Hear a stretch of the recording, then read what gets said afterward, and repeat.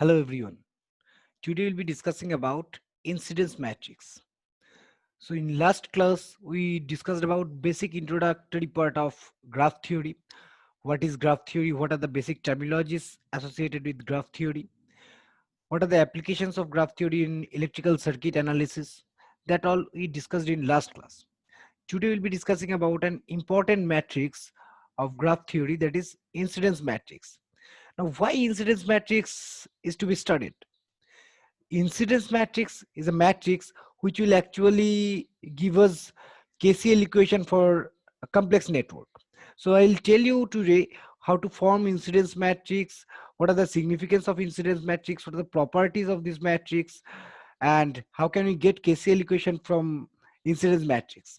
So all this will be discussed in today's class. Along with this, we'll be solving some numericals on incidence matrix. That means if a graph is given to us, how to obtain incidence matrix for that particular graph, or if a circuit is given to us, how to obtain graph from that circuit, and then obtaining incidence matrix will be discussed today. So let us start with the topics covered. Today we'll be discussing about introductory part of incidence matrix, then how to form incidence matrix for a particular graph or particular circuit, then we'll be solving some numericals. Besides incidence matrix, we'll also discuss about reduced incidence matrix. What are the why shall we study reduced incidence matrix? What are the applications of reduced incidence matrix? All being discussed in today's class. So let us come with the introduction. See, this matrix gives relation between nodes and branches of a graph. As we all know, a graph should look like this.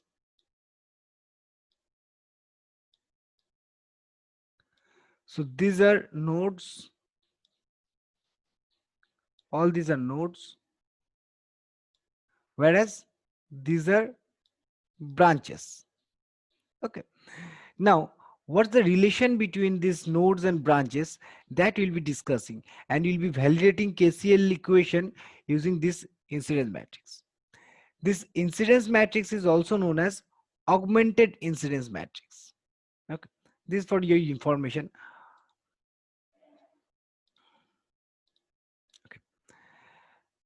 Okay.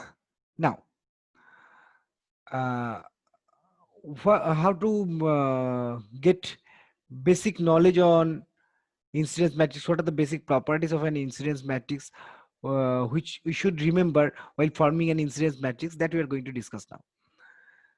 See here, a graph with n nodes and b branches will have an incidence matrix of order n into b.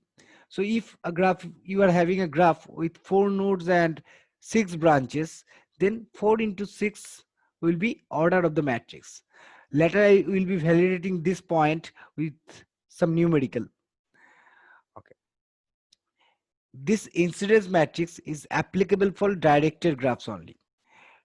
What is directed graph? That we discussed in last class.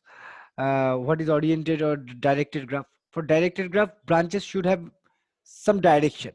So until graph is having some direction, we cannot form incidence matrix. So incidence matrix is only applicable for directed graphs. Next is incidence matrix indicates whether a branch is entering or leaving a node.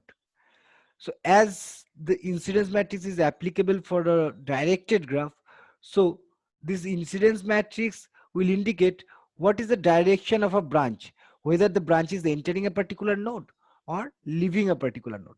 So you'll get clear idea about all these points once one numerical will be solved.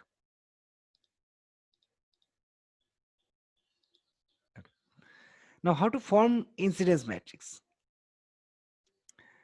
Let us consider a simple example.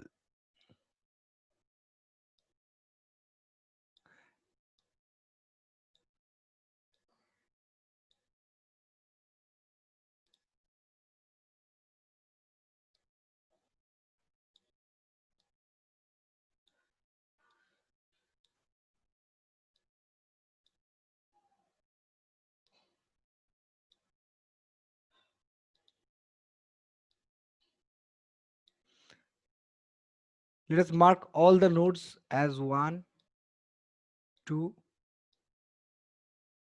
3, and 4. And mark all the branches as ABCD. A, B, say this is C. Okay. Now, let us discuss all these points with the help of this graph. This is a simple one. Here, how to form incidence matrix is discussed. See here, AKJ. What is AKJ? We are going to form incidence matrix. So, incidence matrix should have some matrix elements. Now, if nodes are given in this direction, nodes are in this direction, and branches are given in this direction, then what will happen? See, AKJ equals to 1 when branch BJ is incident to and oriented away from kth node. So suppose, let us consider node 1. So as this is node axis, as this is node part, so node 1,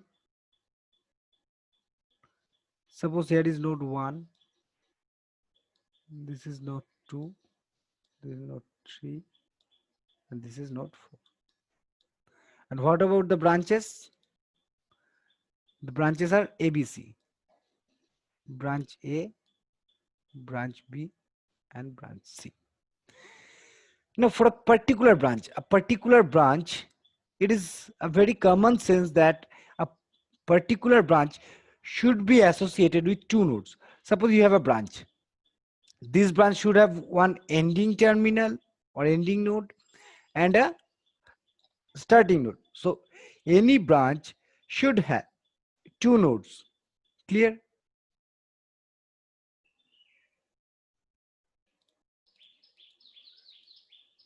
Now A branch is having node 1 and node 2.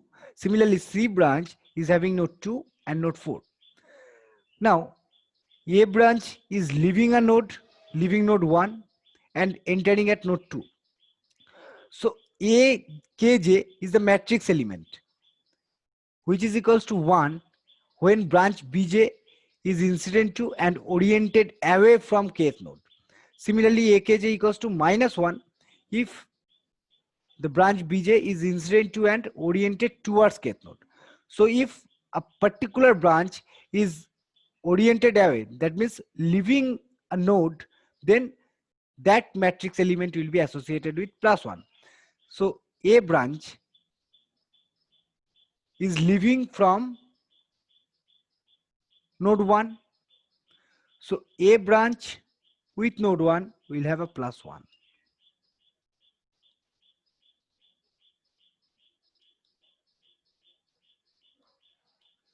Now any branch should leave a particular node and enter another node. So A branch is leaving node 1, but it is entering at node 2. So whenever a branch is orienting towards a particular node, it should be associated with -1.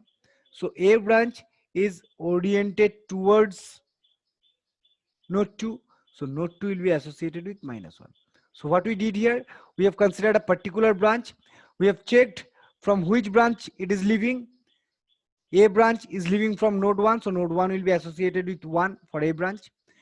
A branch is entering at node 2. So node 2 will be associated with 1. Now any branch should be associated with two nodes.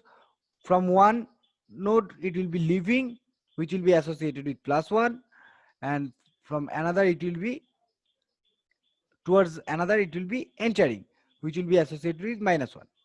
So A branch should not be associated with any other node. So other nodes will be 0. See here written AKJ equals to 0 when branch BJ is not incident to the kth node. That means if a particular branch is not entering or leaving a particular node, then those nodes will be associated with 0 for that particular branch. So A, K, J is nothing but this matrix elements, where K is node, J is branch. Okay. Similarly, B branch is leaving node 2. So as it is leaving node 2, uh, B branch is leaving node 2, so B branch will be associated with +1. B branch is entering node 3, will be associated with -1. So remaining 2 will be not associated with B branch, so 0. Similarly, C branch is leaving node 2 and entering node 4. So for C branch, it is leaving node 2, entering node 4. Clear? So there is one important conclusion, that is, if we add column wise, you will get +1 -1, that is 0. For second column, +1 -1, 0. For third column, +1 -1, 0. So column wise summation, addition will be 0 always for a particular incidence matrix. Why this happens? Because this column wise addition indicates that a particular branch is leaving a node and entering a node. So leaving node will be associated with +1, entering node will be associated with -1. So total sum will be 0 all the time. So as a particular branch is associated with two nodes, and those two nodes for the will be associated with either +1 or -1 for that particular branch. So total sum will be 0 all the time. So this is an important property of an incidence matrix, by which you can check whether you have formed a proper matrix or not. Okay, so these three terms are clear now to us. Now, as I said, as a branch of a graph incident to exactly two nodes, as a branch either leaves a node or enters a node. So as a branch is exactly associated with two nodes, one with +1, another with -1. Hence, summation of branch in a particular column will always be 0. So whatever we discussed is written over here. So I'm not again going to read it out. Okay, let us now move to next slide. Okay. What is the significance of incidence matrix? So significance of incidence matrix lies in the fact that it translates all the geometrical features in a graph into an algebraic expression. So in earlier class, in last class, we discussed that what's the importance of studying graph theory in electric circuit analysis. If we have a very complex circuit for which it is really difficult to get mathematical equation of the system in order to describe the system, in that case we will opt for graph theory. Graph theory will give us a simple way to obtain the algebraic expression or mathematical expression for a particular circuit. So here this incidence matrix will allow us to get KCL equation for a network, for any electrical network. Now, how KCL equation can be obtained? By this one, an ib equals to 0, where an is the matrix, incidence matrix, and ib is branch currents. So here ib will be branch currents. Let us assume through 1 I1 current is flowing, through 2 I2 current is flowing. So likewise this will be I1.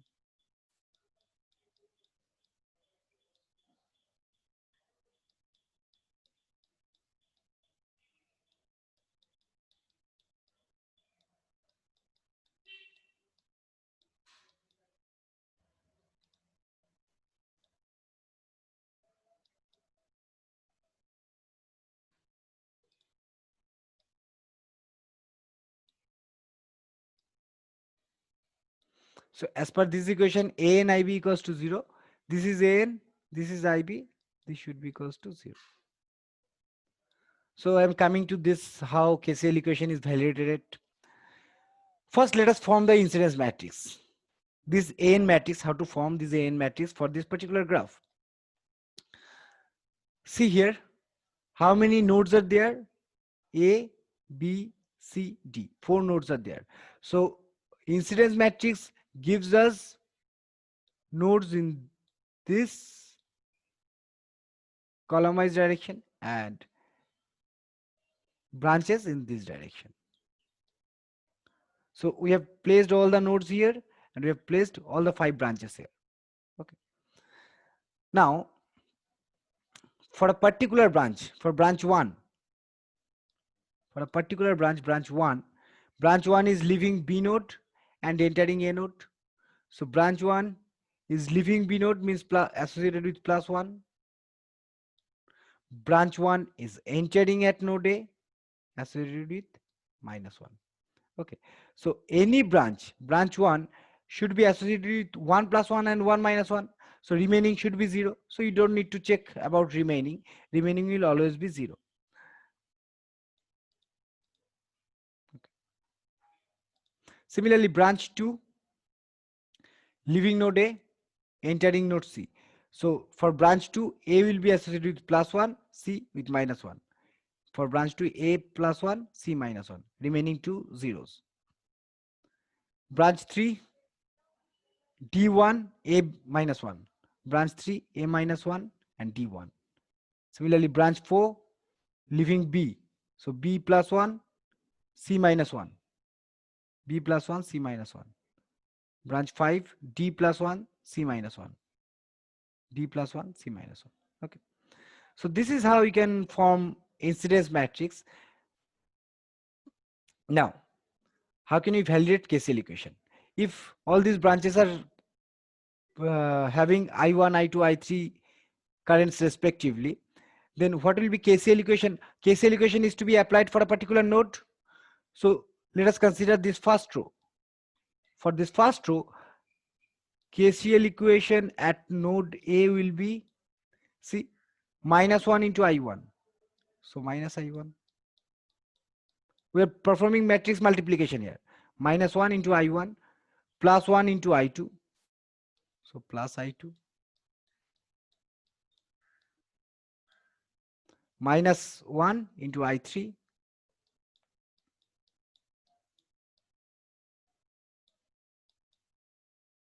I4, 4 and 5 are having 0. So I4 and I5 will be 0 in this case. So at node A, this is the KCL equation. Similarly, let us consider node C. -1 into I2. So minus I2.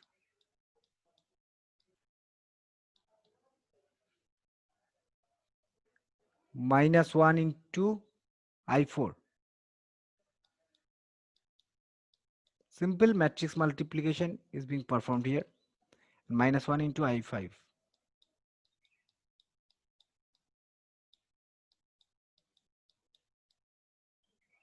Okay. Now let us validate these equations. At node A, I1 is entering. Entering current is considered here as minus. So I1 entering. At node A, I3 entering. So minus I1 minus I3. And I2 is leaving. Plus I2 equals to 0. So at node A, KCL equation is validated. Similarly, at node C, 4 entering, 5 entering, 2 entering. So all are associated with minus and will be equals to 0. Okay. So this is how you can get KCL equation from an incidence matrix by just by following this equation. See, very important point, note the sum of all elements in a column is 0. See, column-wise addition is 0 for first row, first column. For second column, it is also 0. Likewise. Now what's the order of this matrix? 4 to 5. So this order of this matrix is 4 into 5.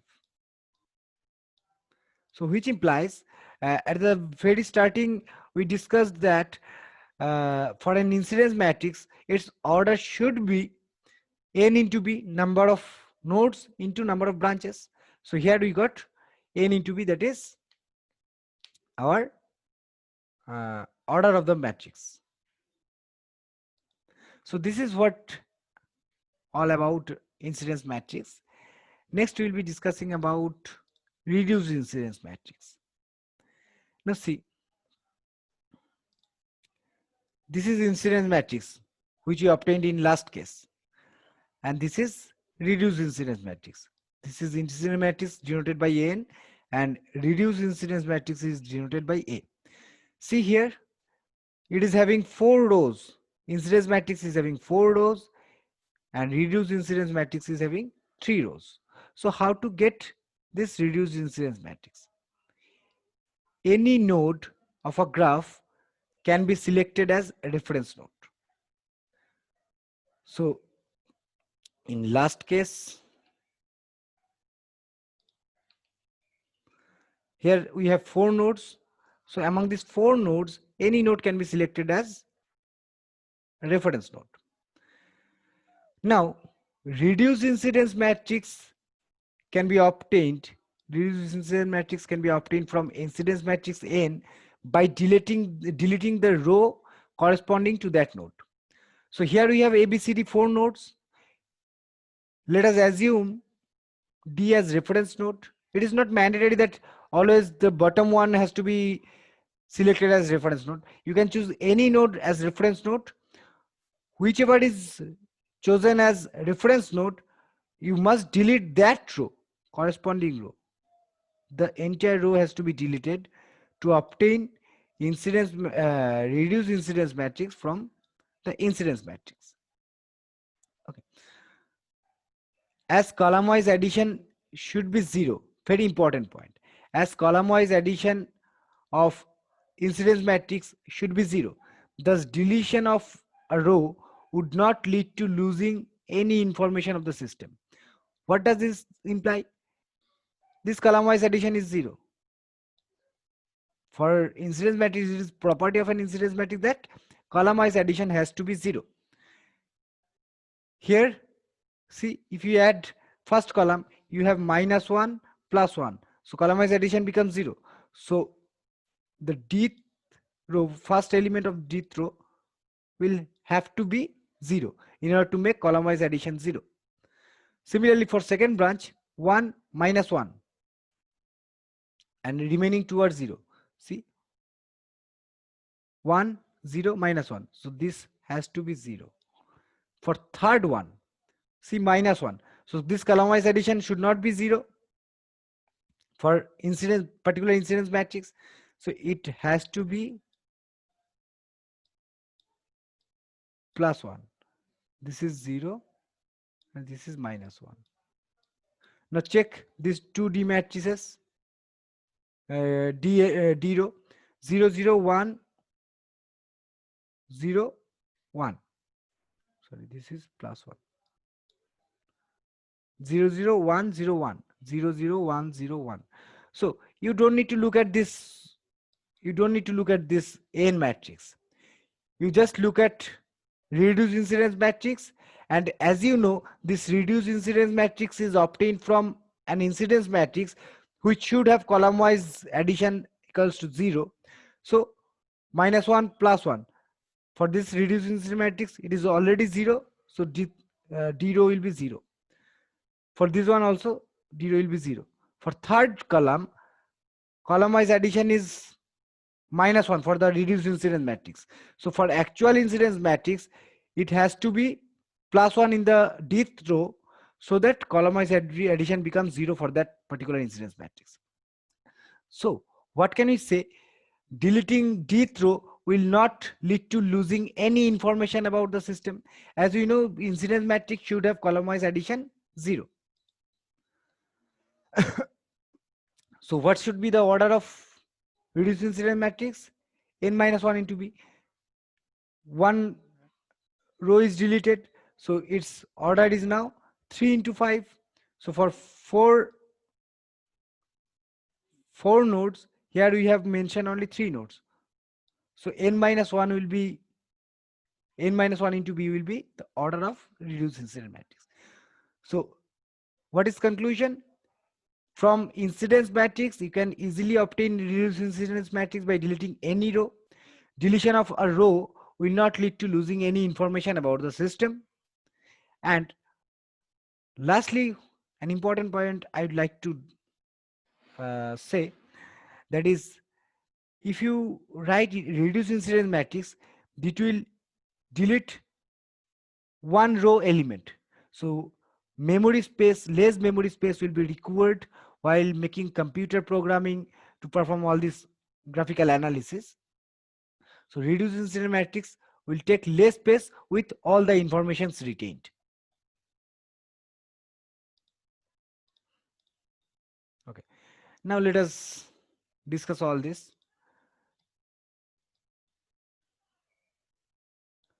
What is incidence matrix of this? What are the nodes? A, B, C, D. There are 4 nodes.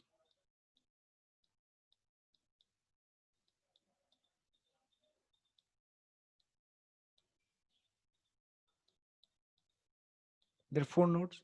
How many branches? 1, 2, 3, 4, 5, 6.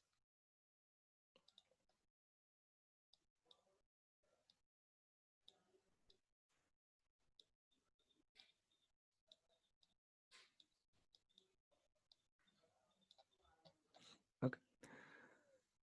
So now let us write the elements.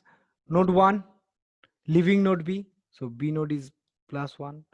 Node 1, entering node A, -1. Remaining will be 0. Node 2, branch 2, leaving B, entering C. So leaving B, entering C.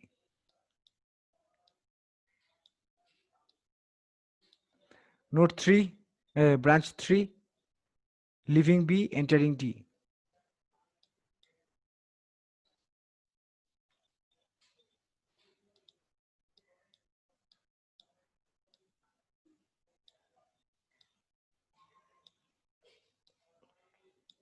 Node 4, branch 4, leaving A, entering C.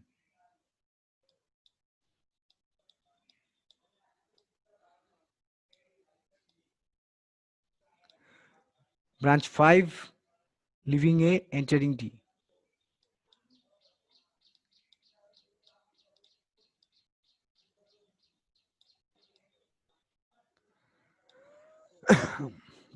Six, leaving D, entering C.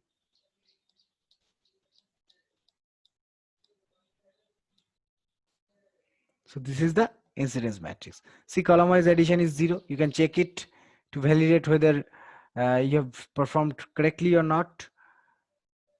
Now, delete any row. Let us delete B row. Delete any row. The remaining part of the matrix will be reduced incidence matrix. Someone can delete C row as well. Now, for this, let us obtain incidence matrix. See here, first this is to be from this circuit, we have to get the graph.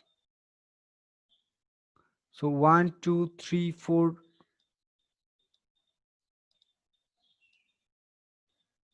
4 nodes are there.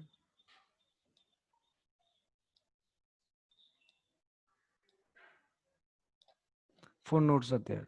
1,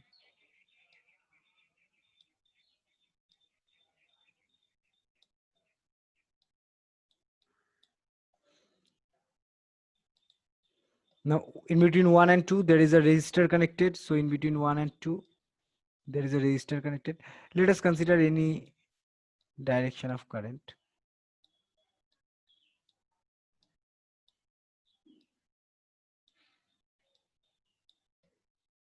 In between 2 and 3,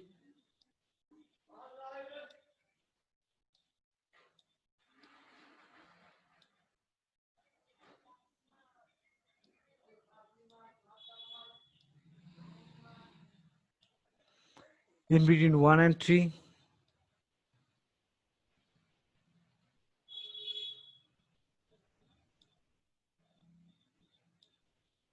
in between 1 and 4,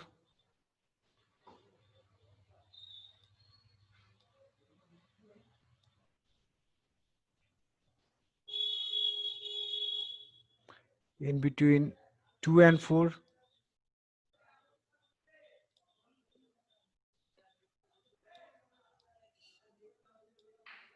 in between 3 and 4.